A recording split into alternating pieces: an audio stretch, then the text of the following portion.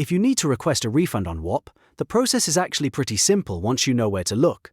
In this video, I'm going to walk you through the exact steps to find your order history, locate the right transaction, and submit a refund request the correct way. I'll also show you what to include so your request has the best chance of being reviewed smoothly. If this tutorial helps, make sure to hit the like button and subscribe for more easy step-by-step software guides. Alright, let's get into it. First, sign into your account at whop.com and make sure you're on your home feed. This is important because you want to start from the main dashboard so you can easily access your account options. Once you're logged in, look to the top right corner of the screen and click on your profile avatar or icon. This opens your account menu, where you'll see a few different options. From that drop-down menu, select Orders. This will take you to your order history and billing details. Now, under your billing history, find the specific transaction that you want to request a refund for. If you've made multiple purchases, take a moment to double-check that you've selected the correct one, since you want to make sure your request goes to the right order. Next, click the three dots, or the More Options icon next to that transaction.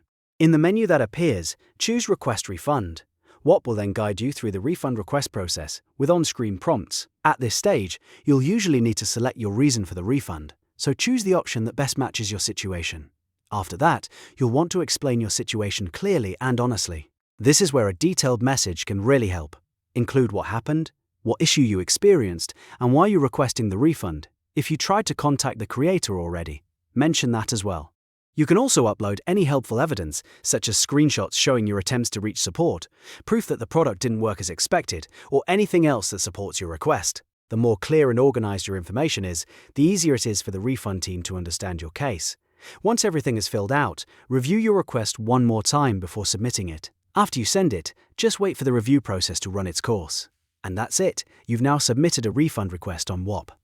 If you found this video helpful, please give it a like and subscribe for more quick tutorials like this.